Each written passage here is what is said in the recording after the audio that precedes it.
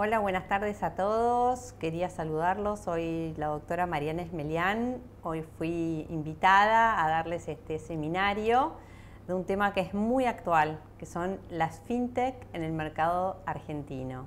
Lo vamos a ver desde un punto de vista del mercado de capitales, desde un punto de vista del mercado bancario, y realmente vamos a entender un poco qué es eso de que está todo el mundo hablando que es una fintech, que es una blockchain, que es una Bitcoin. Son palabras en inglés, es cierto, vamos a encontrarle la forma de darle la forma que ustedes la puedan entender, que no sean en inglés, pero he tomado la decisión que quizás, como ustedes las leen, las escuchan o se las ofrecen en esta modalidad, puedan entenderlas y familiarizarse ya de la manera en que yo se las voy a ir contando. Bueno, el tema de la fintech es un tema muy moderno en la Argentina, pero no del todo tan moderno para el mundo. Ese es un tema que fue evolucionando a medida de que muchas personas se vieron dificultadas para acceder no solamente al mercado de capitales, sino al sistema de mercado bancario. Es decir, el gran ecosistema se dio cuenta que los grandes bancos, los grandes, como se llamarían, las grandes empresas, aunque manejan un gran fluido de tecnología, no podían contener las necesidades de un sector de la población cuando empezaban más los principios de inclusión financiera, a poderle darles servicios que de otra forma, si entraban en un banco tradicional o entraban de alguna manera en una estructura crediticia o bancaria un poco más formal, con las estructuras, con las burocracias, no llegaban ellos a estar en el rendimiento, ni en la caracterización, ni en la categoría para ser catalogados como pasibles, objetos y destinatarios de un préstamo. Y fíjense qué importante lo que hace esto a la inclusión financiera, que por supuesto levanta muchas alarmas, necesita mucho control, porque no cualquiera, si bien se financia mucha gente en nuestro país, por ejemplo,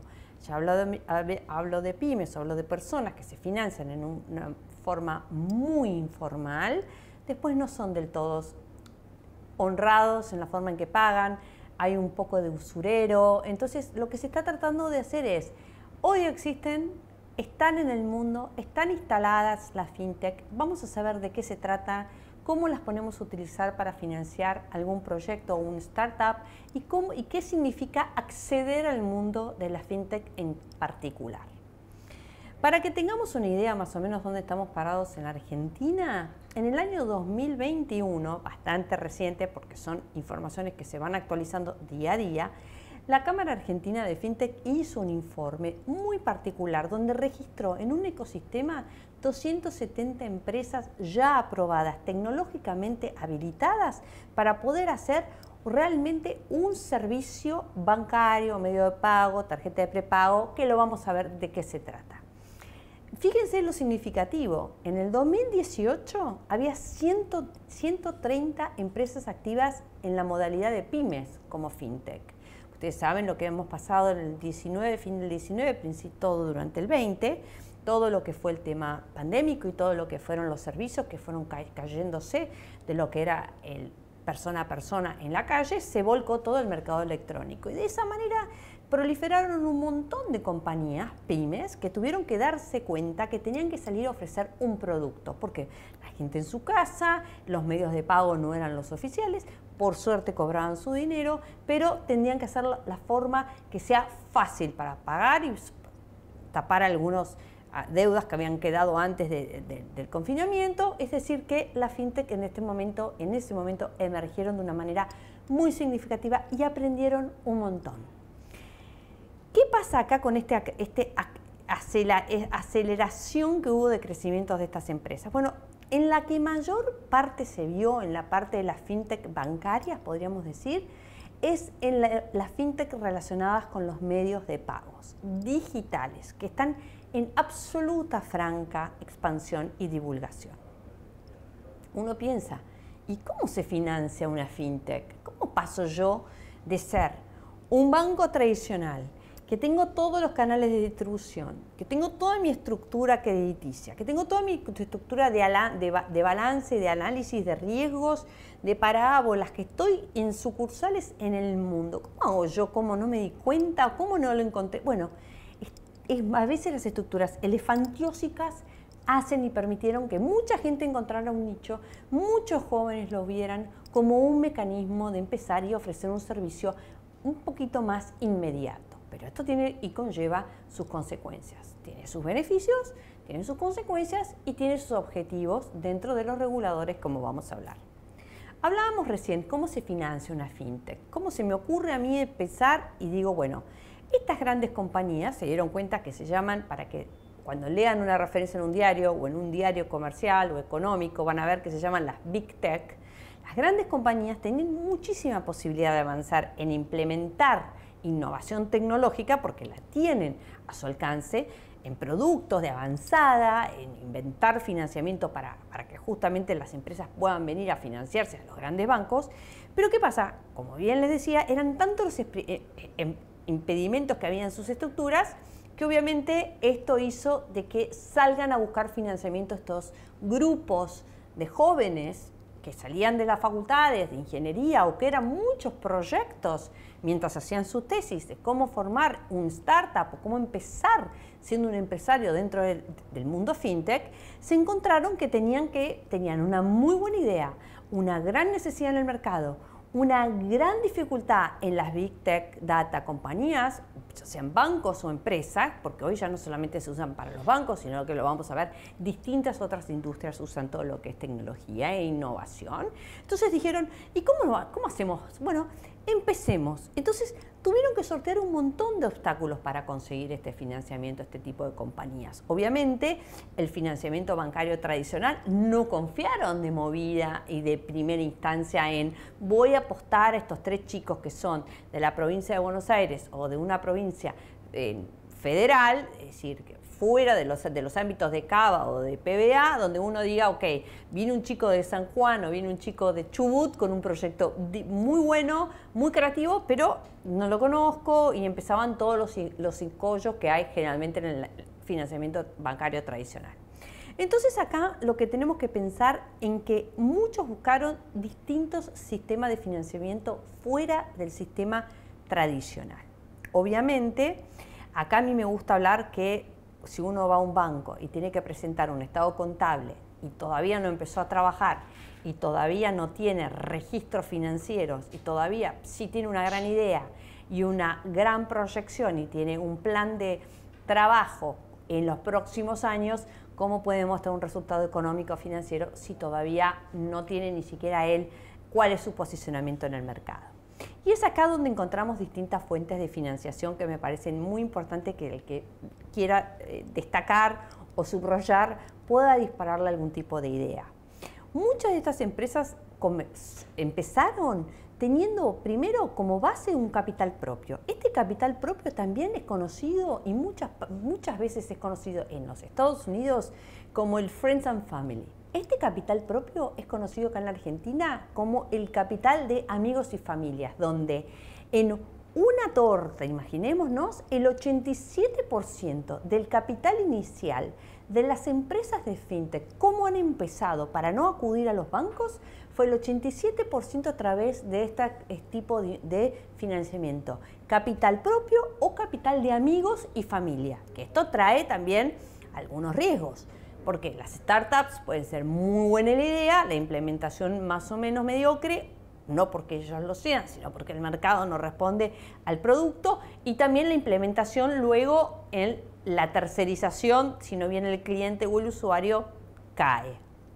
Muchos de estos financiamientos no exigen un rendimiento o un retorno inmediato. Es decir, cuando uno pone un capital propio, sabe que el que tenga la suerte, sabe que es a largo. Cuando tiene el capital, como se le llama, de familia o amigos, sabe que es un capital que también aguanta, pero que también se pueden subir a modo de accionistas y asumir determinados riesgos, porque después la ganancia y el beneficio va a ser bueno porque el proyecto en sí es bueno.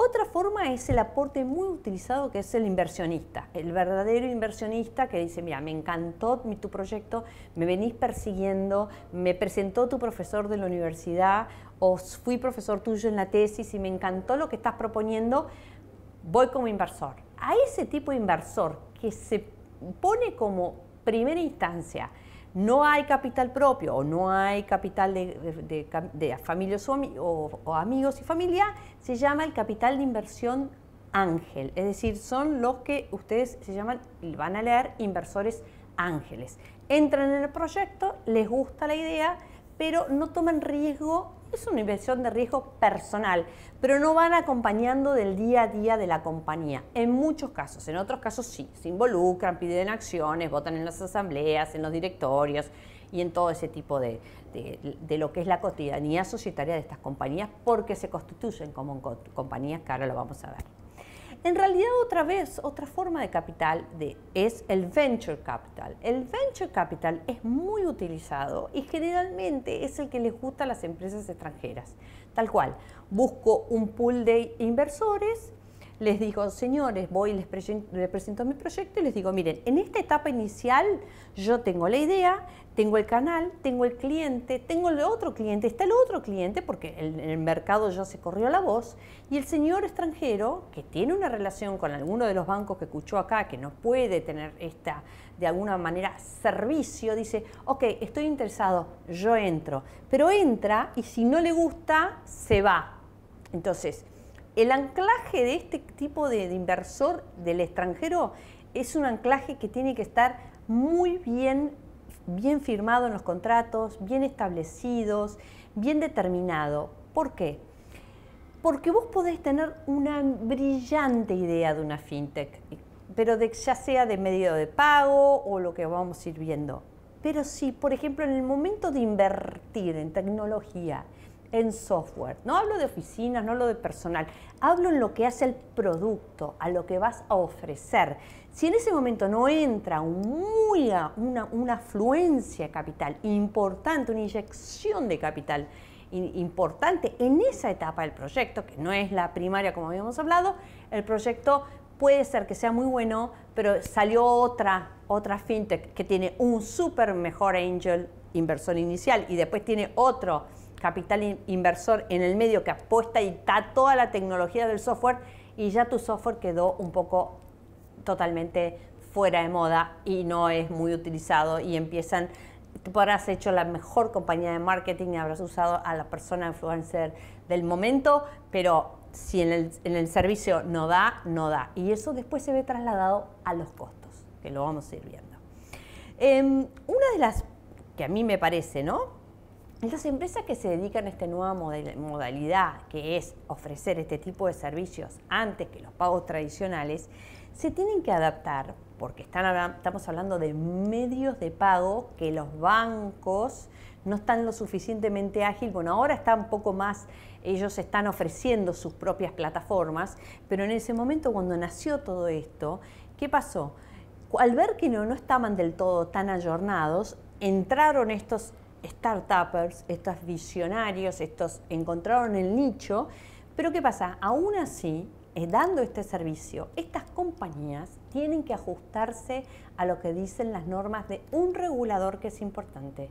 Ahora lo introduzco, es el Banco Central de la República Argentina.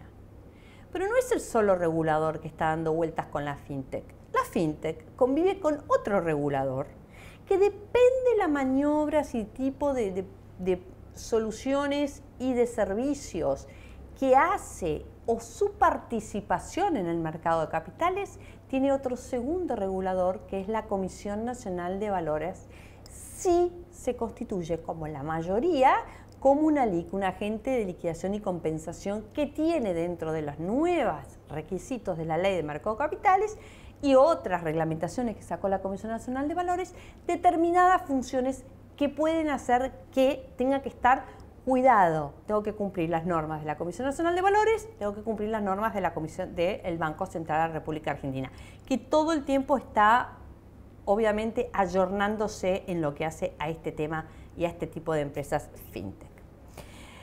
Bueno, hablemos lo que hemos hablado hace un rato, es decir, ¿cuál fue el mejor momento para ustedes si se ponen a pensar? Y sí, la verdad es que a mí me llamaban y me ofrecían y me venían en las aplicaciones y me venían todo el tiempo en algo, una propaganda, eran todo lo que eran medios de pago, era todo lo que eran, por no decir nombres, pero muchas compañías que son muy famosas.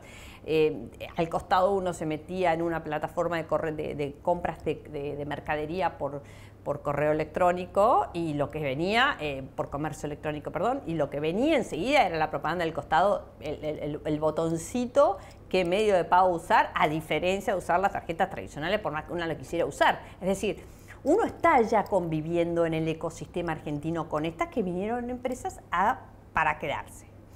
Pero en una etapa, ¿cuál es el diferencial de este tipo comercial de estas empresas? Estas empresas se ve, y el tipo diferencial, como hablamos hace un ratito, es la que va soslayando etapa por etapa, la que avanza desde la startup, desde la buena idea, desde que fui a hablar con el profesor o el grupo de amigos de papá que me da la plata, o el capital extranjero que viene y me cuenta, o el inversor extranjero ángel o nacional que quiere invertir, desde ahí a la implementación, a comprar en las distintas etapas, distinta afluencia de capital, es ahí lo que hace que en la gran escala una fintech sea exitosa. Donde en esa etapa de avanzada tendría que estar totalmente bien armada una infraestructura interna, incorporar la mayor cantidad de usuarios. Estos tres temas son fundamentales, ténganlo en cuenta. ¿Qué lo hace exitoso? Que en la gran escala y en la avanzada. La proyección de una buena infraestructura interna, la incorporación de mayores cantidades de usuarios en todas las distintas instancias en las cuales está desarrollándose el producto, como una gran expectativa, como una gran posible solución de mis problemas y como una efectiva resolución de mis problemas. Cada vez que llamo me atienden, cada vez que no paso la tarjeta me contestan, y cuando llega a mis costos veo que el tema de los costos son mucho menores que los bancarios, que lo vamos a hablar. Tres temas, entonces: buena infraestructura interna, incorporación de mayor cantidad de usuarios, fundamental, y que el código de software que tiene que ser considerada para la empresa que emprende y tiene que estar en un camino de desarrollo ascendente. Es decir, que el algoritmo y el código de software es un tema que para la compañía no hay que dejarlo de lado. No les puedo decir la cantidad de fintech que yo conozco que han empezado, como bien les decía, con una gran idea, con el cliente, pero cuando no llegaron o bien implementaron muy bien todo lo que era lo tecnológico, no pudieron solventarlo con todo lo que era atención al cliente. No pudieron juntar esas dos cuestiones, que en las dos cuestiones de esas dos etapas de avanzada, como hablamos recién, es fundamental para el éxito de la compañía. Y quedaron por el camino y son compradas o absorbidas, o bueno, te compra como de alguna manera la competidora, y si no es la competidora es la prima hermana, porque en realidad, y si no te absorbe un banco tradicional. Fíjense cómo una buena idea que tendría que ser un servicio de un banco es una buena idea de un grupo de personas especializadas para esto y termina siendo después, por no poder llevarlo bien, obviamente, como toda empresa, termina siendo absorbida, y muchos hoy bancos están tomando este tipo de compañías, incorporándolas y tomándolas como propias, porque se dieron cuenta que se estaban realmente perdiendo por todo lo que es burocracia, todo un mecanismo de medios de pago muchísimo más ágil, contactless, un montón de tecnología que ellos no tienen, ¿no? Y llamar al banco es esperar a que te atienda un ser humano. Si hay una opción alfa, porque ya a la 1 a la 9 ni te atienden. Entonces, sin ir en desmedro de los bancos, pero les digo lo que es la realidad y el nicho que han encontrado. En la etapa fundamental que hay que hacer, ¿qué es lo que hace para reducir los costos? El gran tema para reducir el costo, cuando tengo el proyecto, mis clientes, el software caminando y la interacción completa con un buen servicio a mi cliente, es captar y traer la mayor cantidad de usuarios. Y ahí es donde empieza ustedes a entender, donde vas a decir, uy, cuánto cartel de fintech, cuánto cartel de compañías que se me vienen cada vez que quiero comprar algo, cuánta propaganda, cuánto de esto, cuánto de lo otro. Bueno, lo más importante es lograr que la empresa tenga mayores usuarios. Para todo esto, lo que le quería decir es que hay un periodo para que darnos cuenta si realmente es exitoso o no. Cada compañía se va a dar cuenta. Los proveedores tecnológicos, que son los que ofrecen este tipo de compañías, este tipo de servicios, no solamente les da el mecanismo de que puedas mejorar tu calidad de vida o de servicio o como usuario, sino también, para que tengan idea, estas compañías exportan servicios de fintech, para que se acuerden, B larga 2B larga, fintech B2B. ¿Qué significa esto? Que la compañía no solamente ha logrado el éxito en la Argentina, sino que encima puede captar mayor capital de trabajo en la Argentina, mayor mano de obra en la Argentina, mano de obra, a eso me refiero, de todo tipo de nivel educacional, ingenieros o recibidos también específicos y tecnológicos. ¿Y qué hace con eso? Exporta el conocimiento.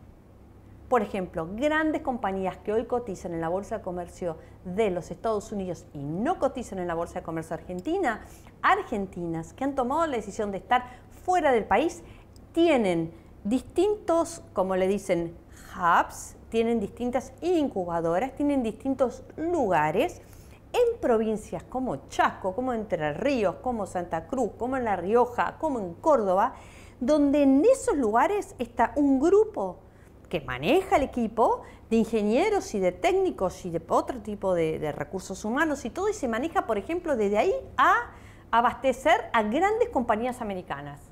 Desde Amazon para abajo, les dan este servicio.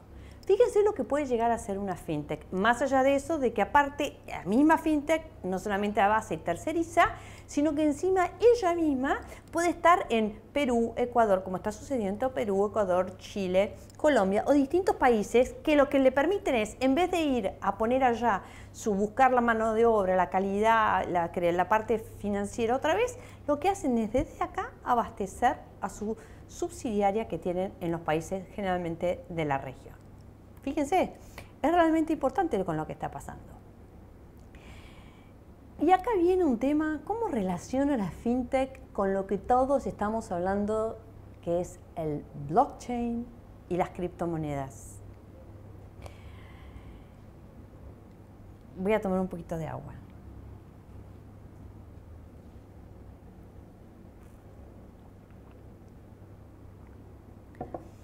Las empresas que se dedican a las criptomonedas directamente saben que estar en ese clima es como entrar en un ecosistema totalmente diferente donde se habla otro idioma. Es decir, no es que el que no conoce y no tiene acceso, sino es un idioma, chicos y público y chicas, de un elevado nivel de conocimiento ex ante y previo y totalmente de mantenimiento, porque es muy difícil de entender cómo funciona, para qué funciona, a quién afecta y qué beneficio me trae.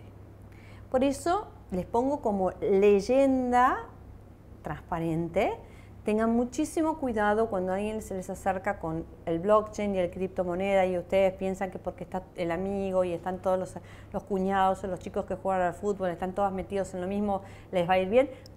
Cuidado, pongo una advertencia y todo lo que yo digo es tomado de material de estudios y de análisis, pero pongo una advertencia. No es una advertencia como puede ser un remedio, pero es una advertencia bien legal. Tengan muchísimo cuidado y estén con personas que puedan realmente asesorarlos en el tema. Lo que yo y desde el lugar del instituto le estamos brindando es el escenario del ecosistema. Pero las decisiones tienen que tomarlas con muchísima información que tienen que recabar ustedes. Porque son hoy sectores que, si bien están en muchísimo auge por muchísimas razones y en muchísimo también descienden de manera brusca, esa volatilidad que tienen, que es justamente su característica, que es a algunos inversores de riesgo que les gusta, porque necesitan poner en sus monedas y en sus cadenas de inversión este tipo de financiamiento, alto riesgo contra una acción que va un poquito más tranquila. Nosotros, o la persona que va a realmente invertir, tiene que estar muy preparado para poder entender esta cuestión. Nosotros lo que hacemos desde el instituto es contarles, para que ustedes, si tienen mayor información, mejor, y después con esto puedan entender lo que está sucediendo al respecto.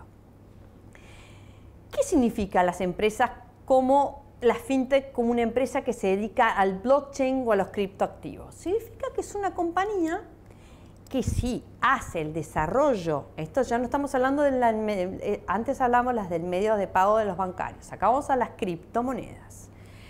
Hace el desarrollo de la criptomoneda en donde encontramos, y acá van a empezar palabras nuevas, pero yo les voy a decir tal cual como salen porque hoy los diarios no las traducen, hoy las noticias las repiten, pero le llaman de esta manera, son palabras donde las tenemos que entender.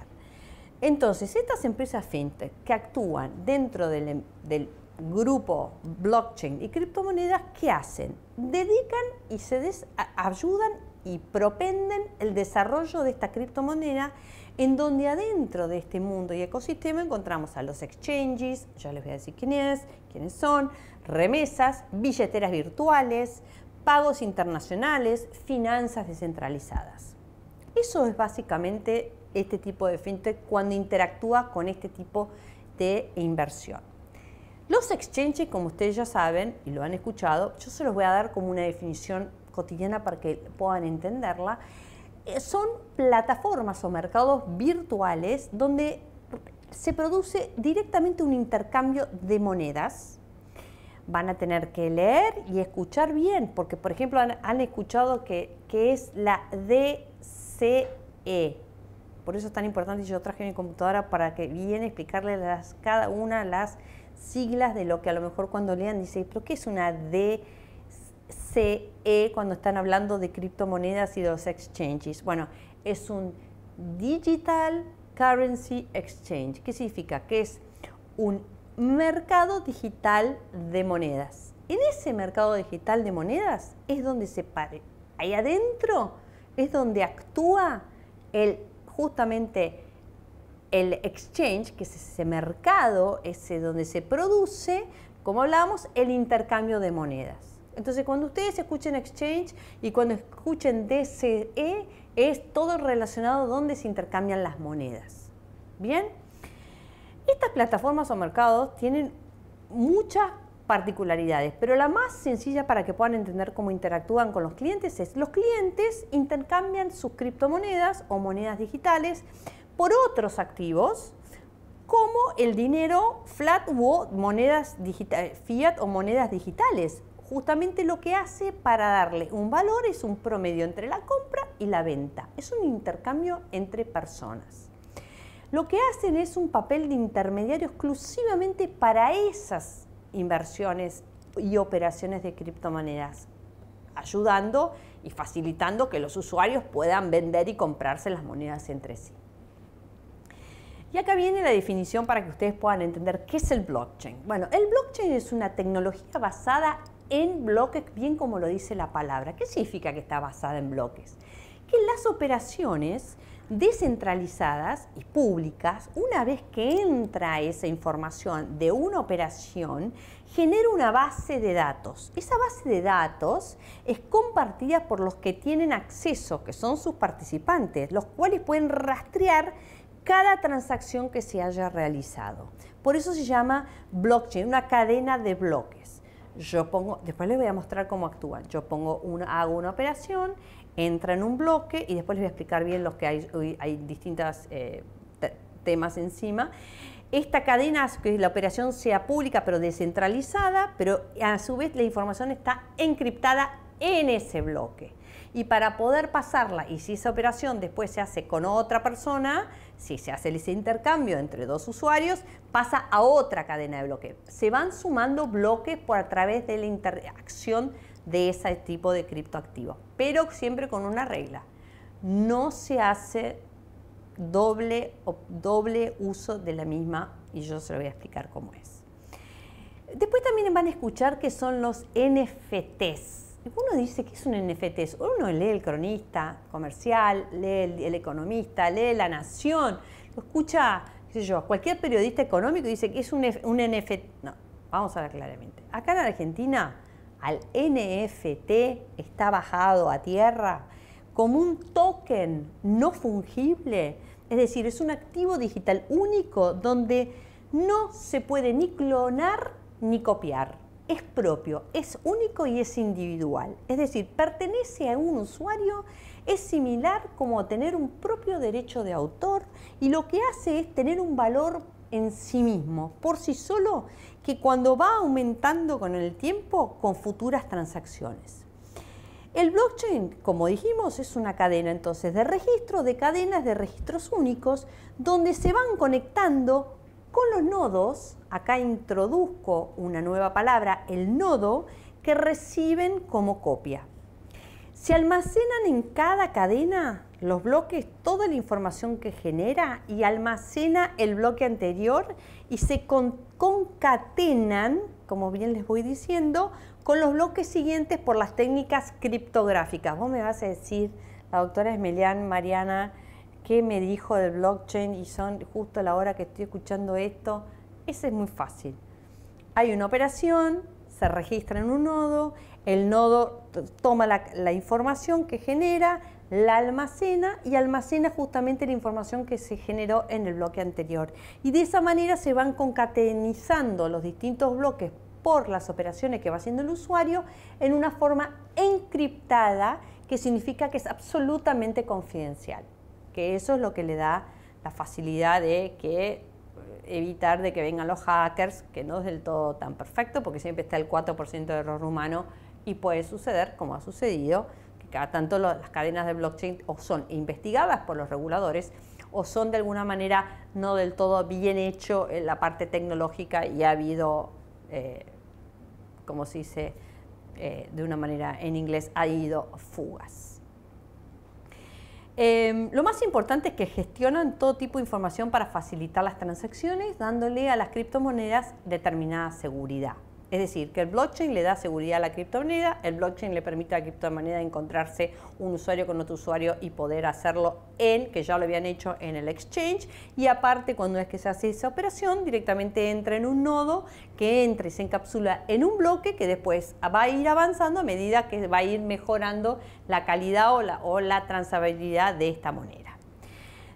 Es muy bueno entender que todos los datos que están ahí adentro y todas las transacciones que se hacen son inalterables. No es que me equivoqué, llamo al broker, no entiendo, no, me arrepentí. No, ya está metida, es inalterable. Tanto para bien como para prudencia de cómo usamos el tema de este tipo, pero le da una determinada seguridad. Pero si uno se pone a pensar qué relación tiene con el Bitcoin, entonces el blockchain, ¿qué es el huevo y la gallina? ¿Qué es antes y qué es después? Bueno, las criptos son monedas digitales como hoy están utilizadas en el mundo y utilizadas como una unidad y un método de pago en un ecosistema digital. Pero en realidad la moneda cripto tiene un valor que no está garantizado por un emisor. No es una moneda que es de uso corriente avalada por el Tesoro y por el Banco Central. No es una moneda cripto que tiene, como hoy estamos hablando, una reserva o un bloque en oro o un respaldo económico. No, esto es una gran advertencia que les pongo como lucecita. No están avaladas, es decir, el propio emisor ni siquiera puede hacerlo y no tiene respaldo del Tesoro Nacional y no tiene respaldo del Banco Central. Por eso hay una gran discusión si es porque está mal llamado, por la forma en que fue gestada y después en que devino, si realmente es una moneda o si realmente es un valor negociable, que eso lo vamos a ver para ver a cuál de los dos reguladores les va, si a la Comisión Nacional de Valores o si le va al Banco Central. Es ahí donde obviamente el Bitcoin fue la primera moneda. Siento un ratito, fue la primera moneda en convertirse en esta herramienta de inversión de altísimo riesgo de volatilidad. Esto lo sabemos, pero también tiene un rendimiento especulativo. Puede ser que el rendimiento sea de golpe estrepitosamente bueno y sumamente llamativo y de golpe mejor ni mirarlas porque, bueno, hay un sacudón en el mundo o un sacudón en determinada industria o determinada parte de la economía mundial o sucesos como estamos viendo fácilmente hoy en día y, bueno, se desploma. Pero, bueno, como bien decíamos, hay un tema de los respaldos, que hay distintos tipos de bitcoins, que los vamos a ver en detalle en otro seminario, pero en esta particularidad tenemos que entender qué es esto. El blockchain lo que hace es implementar que el bitcoin pueda funcionar en todas sus funciones dentro de su cadena de blockchain, que tenga toda la seguridad de lo que estuvimos hablando. La relación obviamente permite que el Bitcoin pueda alertar que esa moneda digital no se pueda gastar, y esto es lo más importante, es importante, estimados y estimadas, que sepan que en relación al Bitcoin lo que permite el blockchain es que la moneda digital no se pueda gastar más de una vez, garantizando que los pagos y los cobros sean de manera segura y eficiente y no repetido. En inglés se llama el double spending. En Argentina le podemos decir el doble gasto o el doble uso de la moneda. Eso el blockchain lo bloquea porque tiene todo este sistema de inteligencia de bloques y dice no, hasta acá llegás porque ya la estuviste usando, esta no se puede usar. La encripta, está encriptada. Tiene una tecnología el blockchain que permite obviamente ser utilizada cuando es persona a persona, en una red global totalmente distribuida tecnológicamente en computadoras que se llaman los nodos. Acuérdense que eso se los expliqué hace un ratito. Que cada nodo lo que hacen son computadoras especiales, no son las PC o las que podamos tener en casa, que lo que hace cada nodo es almacena la información del blockchain, dándole mayor seguridad y funcionamiento a esa red en particular.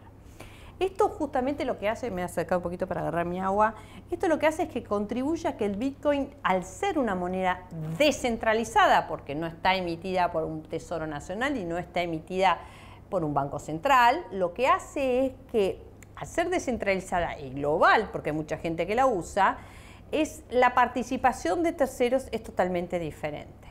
Entonces, ¿qué podemos decir? Que usar el blockchain en la referencia justamente para este tipo de monedas, y como hemos hablado con terminología en inglés y no los voy a marear en esto, lo que hace es, el blockchain ayuda a rastrear la modificación y el tipo de acciones y movimientos que se usan para garantizar la seguridad de que quien haya utilizado o esté usando sus bitcoins o ingrese al bitcoins traten de evitar cualquier tipo de fraude, sobre todo el doble gasto, como bien decíamos hace un rato. Los registros del blockchain tienen un código abierto, que es donde los usuarios pueden conocer y copiar el código fuente. Parece muy técnico y uno dice, ¿por qué tengo que saber esto? Porque esto es lo que te da transparencia, autonomía, descentralización. Y si vos te compras un Bitcoin o un criptoactivo que es en forma privada y anónima, y bueno, que te da justamente todo esto, te lo da que podés ser totalmente anónimo porque no afecta la eficacia de los pagos ni las transacciones que hagas. Justamente ese es el beneficio. Entonces, tenés que conocer a dónde va a ir la tecnología que va a backupear tu inversión. Por eso les estoy hablando de las transacciones que quedan registradas y dándole a justamente este sistema poder almacenar determinado historial y realizar una trazabilidad pertinente, porque no es lo mismo que entre y compre una persona que sí sabe y otra cosa es que empiece a comprar una persona que tiene intenciones de después de ir como hackeando y comiéndose las cuestiones que pasan dentro del blockchain. Ustedes dicen, pero el blockchain nada más para el Bitcoin, no. Hoy en día el blockchain no se está usando solamente en las industrias y en las grandes empresas. Hoy se está utilizando todos estos sistemas tecnológicos que se están adaptando. Hoy en día el gran desafío es que son industrias. Hay industrias dedicadas al servicio de salud, de seguros, cadena de suministro y logística. En la Argentina, les estoy diciendo. Ya en el mundo sucede, pero en la Argentina el blockchain, es decir, almacenar, juntar, hacer todo ese mecanismo que les expliqué, justamente es para abrir a las industrias que no sean solamente a las monedas de inversión, digitales de inversión.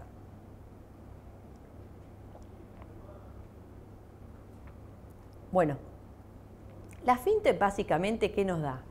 Y bueno, nos ayuda a poder acceder a créditos, a hacer operaciones en el mercado de capitales, dar soluciones a empresas para los medios de pagos corporativos, porque no solamente era el nicho que se encontraban ellas en que los bancos no podían dedicarse rápido así en un grupo de estudiantes que querían rápido ya tenían 14, 15 años y querían ya tener su prepaga tarjeta o poder acceder, ir a un kiosco ya hoy, comprar por el mercado electrónico que todos conocemos y poder usar una tarjeta. No, había que sacar una cuenta, había que sacar una extensión, era todo una cosa así que no es solamente una solución bancaria.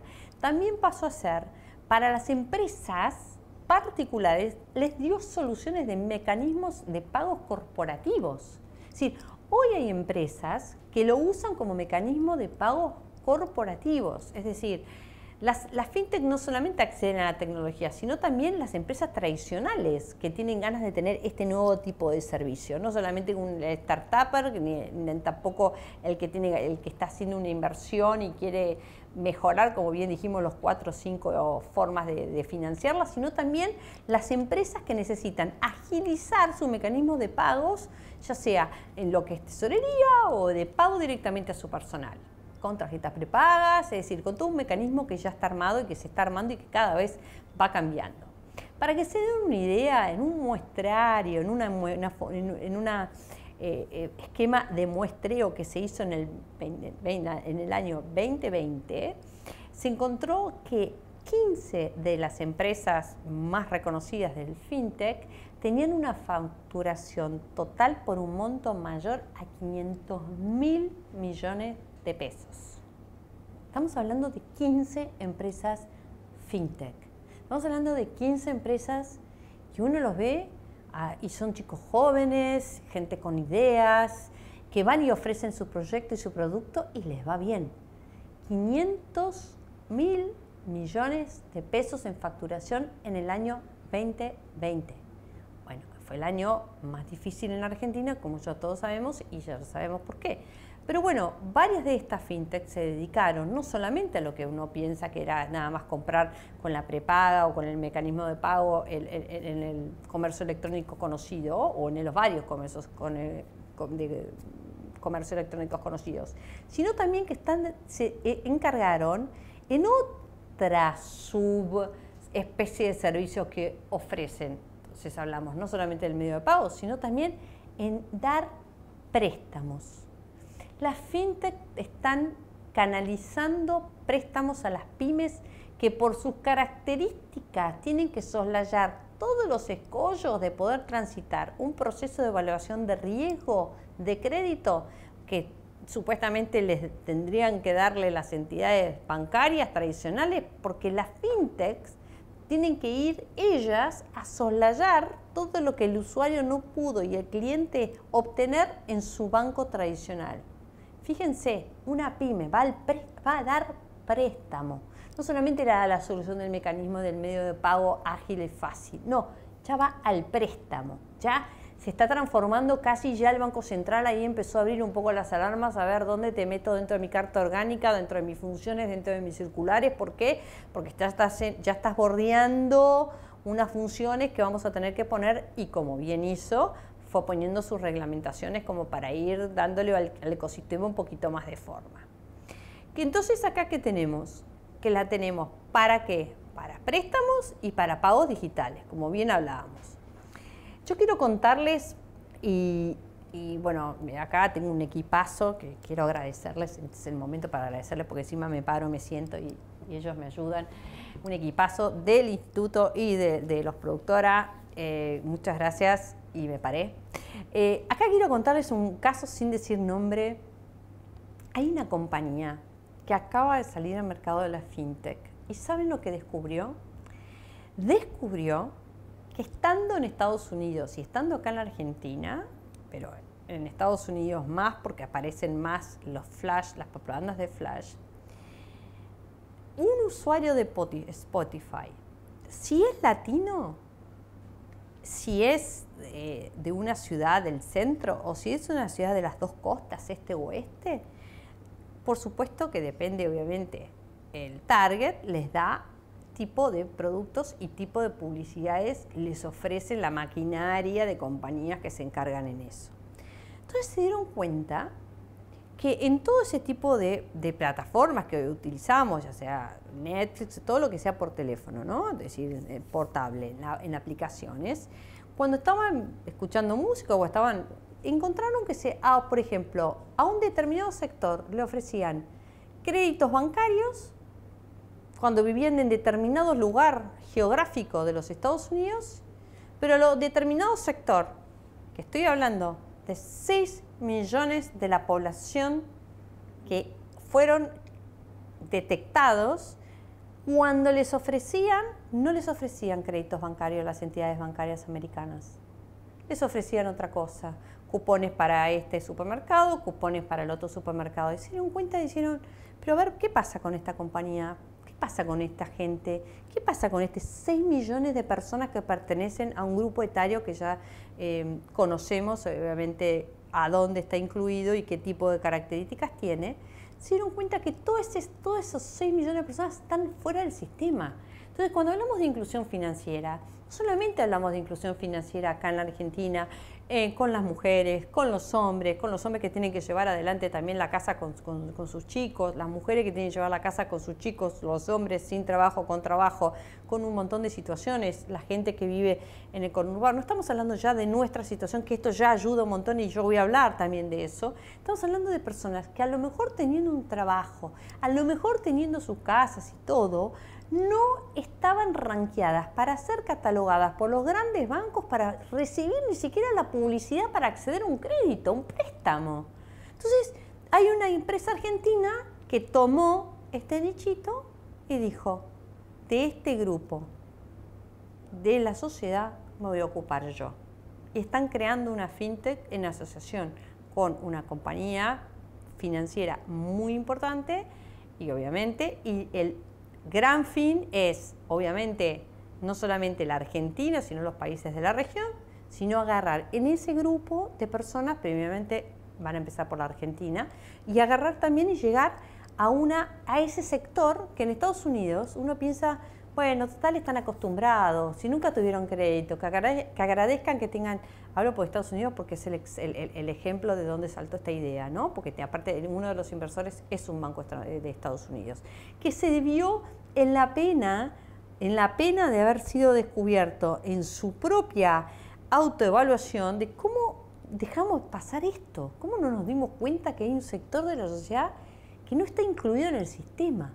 Bueno, es lo que le quiero decir, por eso es tan importante la fintech en los pagos digitales, por eso estaba acá hablando de este ejemplo a particularizar. ¿A dónde apunta acá en la Argentina? ¿Y a dónde realmente les gusta a ellos llegar? Porque realmente, si realmente tienen, es muchas de las fintech, vocación de inclusión financiera, es ayudar a las personas no bancarizadas, que creándole algunos modelos especiales de pagos digitales para que ellas puedan acceder a beneficios y servicios, que es el nuevo paradigma tecnológico, porque no pueden ingresar a los bancos tradicionales.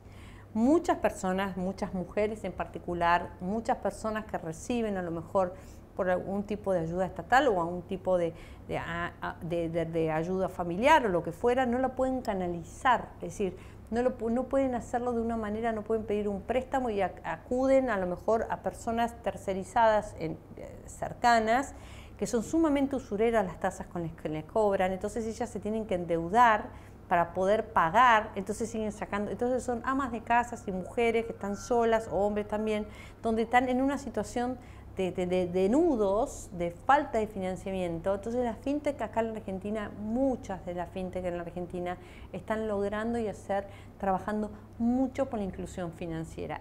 De hecho, el Banco Central de la República Argentina está haciendo un programa muy importante y tiene unos informes muy interesantes, si a alguien le interesa, respecto al tema de cómo es la interacción con la inclusión financiera y la fintech. Hay algunos escollos que tienen que sortear, todavía no está del todo bien claro, hay algunos escollos, por ejemplo, hay mucha gente que le tiene resistencia a utilizarlas.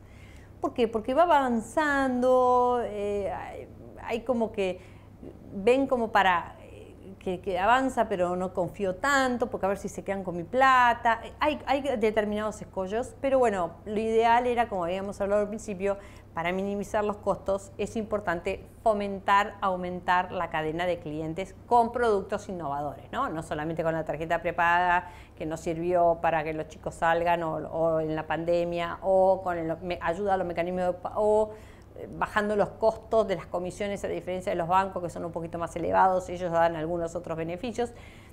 Tienen que buscar, y una de las áreas que ellos se focalizan mucho es buscar productos innovadores. Después también tenemos otra de las cosas que tienen que fomentar mucho, y ahí es donde viene esa parte que a veces se quedan en la cadena de no avanzar, como les dije yo, en las escalas, es implementar servicios y ideas y mucha inversión en infraestructura para proteger los datos de los clientes y la concentración del mercado. Chicos, los datos de los clientes es fundamental. Hoy en este mundo ya es una palabra no es trivial, pero globalizado, donde todo es googleado, donde todo el mundo accede a la información, donde a veces de golpe se abren las compuertas de los algoritmos y salen información financiera, societaria, fiscal de las personas. Es muy importante que las fintech, cuando arrancan, tengan bien en claro de la protección de los datos de los clientes, ¿sí? Porque es un desafío muy importante y que obviamente muchos seminarios en el mundo hoy están buscando los mayores estándares de seguridad de las fintech nacionales e internacionales. Y obviamente las billeteras virtuales y los códigos QR, que son los productos obviamente más asociados a ellas, para los cobros digitales tienen que estar muy bien reglamentados y muy bien dentro del sistema, como pide el Banco Central, y hoy mismo los usuarios tienen que estar bien comunicados cómo funcionan, qué son y cuáles son los riesgos eventualmente de este tipo de mecanismos de pago.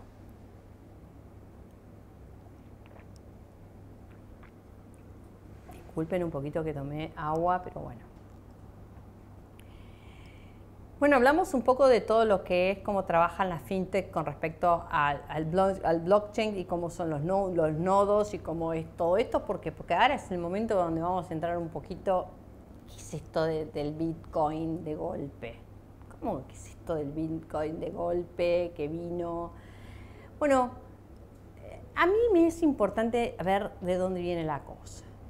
En el año 2019 hay un equipo de trabajo dentro del mercado de capitales internacional que se llama, es el Comité de Estabilización Financiera, el FSB en siglas americanas, donde en una cumbre de ministros de Economía y de autoridades de bancos centrales del G20 dijeron: vamos a emitir regulaciones y publicaciones sobre criptomonedas porque la verdad algo tenemos que hacer. G20, estamos en el 19, están creciendo los bitcoins, pero ¿y quién la está regulando? A ver, ¿vos regulaste? No. ¿Banco Europeo? No. ¿Comunidad Económica Europea? No. ¿La SEC, que es la Comisión Nacional de Valores Americana? No. ¿La CNMV, que es la Comisión Nacional de Valores de España? Levantó la mano y dijo: no, nadie. ¿Y qué es esto? Bueno, yo quiero decirles una cosa de dónde viene esto. Esto viene, ¿y qué es un Bitcoin? ¿Y de dónde sale el Bitcoin y el blockchain? Para que ustedes sepan, esto parece de las películas, pero esto es real. Esto salió de un informe anónimo publicado, solamente se conoce su nombre y no se sabe si no es un seudónimo, por Satoshi Nakamoto, que es un señor que se le ocurrió en desarrollar todo el protocolo y el algoritmo de la criptomoneda, y por eso arranca con la identidad el Bitcoin. Es decir, fíjense cómo de un papel publicado, todo lo que se armó alrededor de ese papel publicado. Entonces, ese papel publicado generó que todos los bancos, todas las compañías, todos los fondos, toda la gente que tenía ganas de emitir una moneda diferente, y ahora vamos a ver si es una moneda o es un activo diferente, pero de libre circulación entre ellas, pero no de circulación legal, para hacer transacciones, de alguna manera tenía que tener una reglamentación.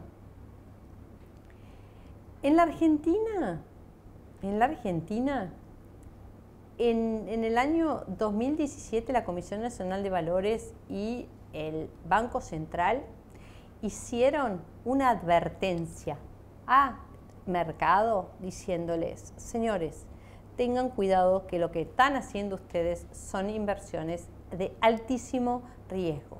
El 26 de enero lo que hizo fue justamente largar una gran advertencia. Pero no es solamente lo que pasó acá en la Argentina con la Comisión Nacional de Valores desde el 2017 a el Banco Central, sino que el Banco Central avanzó y la empezó a reglamentar fintech. Pero ¿qué hacemos con las criptomonedas? Bueno, hay una gran discusión si son, porque el nombre ya solamente lo va llevando, hay una gran discusión si son,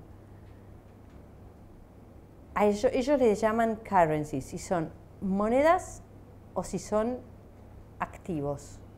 Si llegan a ser monedas, estaría bajo la supervisión del Banco Central. Si llegan a ser activos, estarían bajo porque sería un valor negociable, estaría bajo la supervisión de la Comisión Nacional de Valores.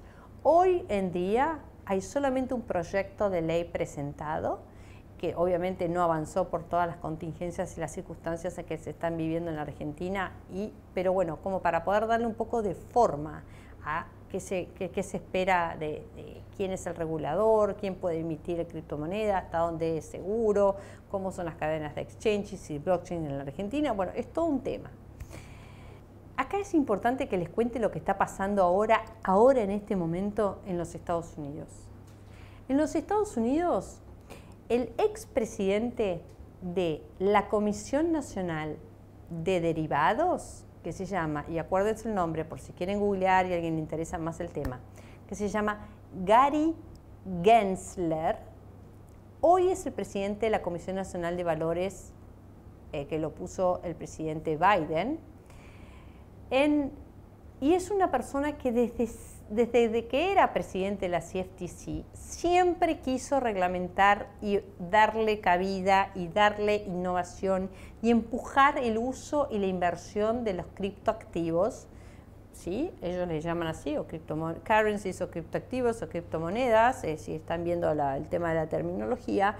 Pero cuando ahora entró como miembro del directorio de la Comisión Nacional de Valores, que ustedes saben que tiene un presidente y tiene directores, él sacó un comunicado recientemente y dijo, cuando ni bien asumió, dijo, uno de mis grandes desafíos es reglamentar y poner justamente una manera de entender cómo el pueblo americano puede acceder a las criptomonedas. Pero para eso hay que darle una gran reglamentación. Pero ¿qué pasa? En el medio, en Estados Unidos pasaron cosas.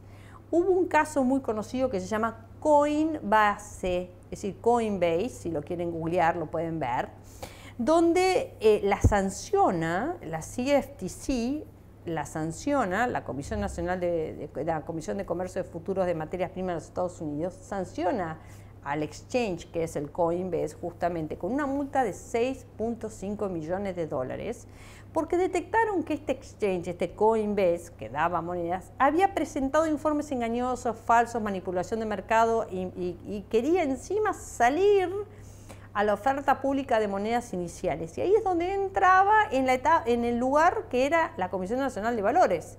Entonces ahí hubo una gran discusión entre el presidente de la Comisión Nacional de Valores, que quiere salir y ahora sacar una nueva reglamentación, que el 26 de marzo de este año, del 2022, la puso a consulta pública y la gente le dijo que por 30 días tenía que decir el mercado su opinión, pero hay una directora dentro de su directorio que ya puso una oposición y dijo, yo voto en contra. Es decir, que hoy en los reguladores no hay claridad, hay normas paliativas, Banco Central va sacando unas normas, CNB va sacando unas normas.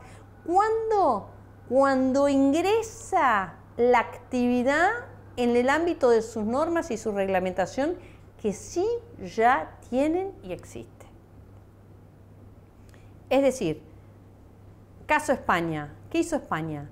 España lo único que dijo fue, en una de las últimas comunicaciones, le dijo a una compañía que estaba en la oferta pública, que es la Comisión Nacional de Valores, le dijo, señor, a un banco, usted está haciendo una, si bien yo no está en mi ámbito, pero sí está en mi ámbito, está captando fondos del ahorro público de la gente con todo tipo de publicidad engañosa y manipuladora. Suspéndala, si no, va a sanción. Más que en esos movimientos, como acá la Comisión Nacional de Valores, que está empezando ahora con el Banco Central a mirar algunas fintech que están haciendo algunas cosas, o exchanges que están haciendo algunas cosas que no corresponde, como pasó en Coinbase que les acabo de contar en Estados Unidos. Cada organismo está tratando de hacer cosas paliativas. Todavía falta. Nunca vamos a encontrar una gran uniformidad en las reglamentaciones porque cada país tiene su idiosincrasia, su forma de ver el derecho, su forma de cuidar a su clientela, su forma de cuidar a la protección al usuario, al cliente y su ordenamiento jurídico legal de base.